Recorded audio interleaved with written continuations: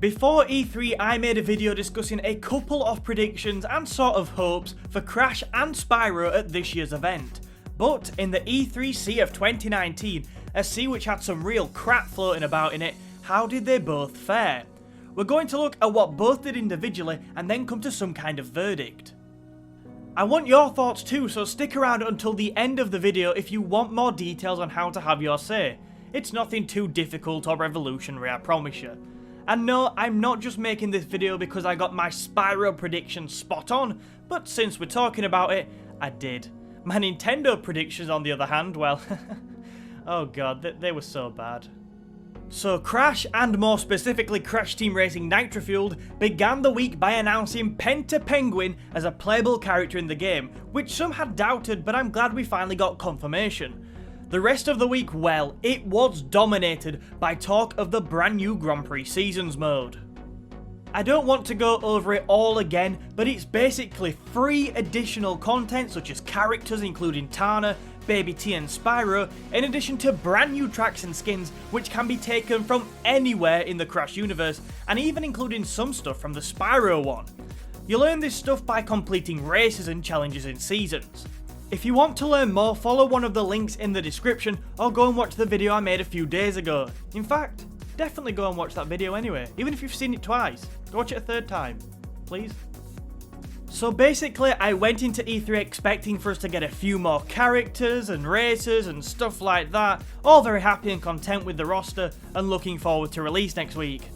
But instead, by announcing this Grand Prix mode, Beanox absolutely blew my expectations out of the water, as this is a fantastic new feature which should keep the game fresh and engaging for a long time, and it also built a ton of additional hype, which I guess can't be bad for sales either. I also like how if maybe the characters you really want in the game aren't announced yet, there's still hope because the possibilities are seemingly endless with Grand Prix Seasons. Overall, Crash and CTR had an incredible E3, and I can't wait to start playing this game next week. So what about Spyro? How was his E3? If you're unaware for whatever reason, Spyro got announced as coming to CTR in Grand Prix mode with his very own season, where we can probably expect to see not just him join the CTR roster, but probably some of his friends and maybe enemies too.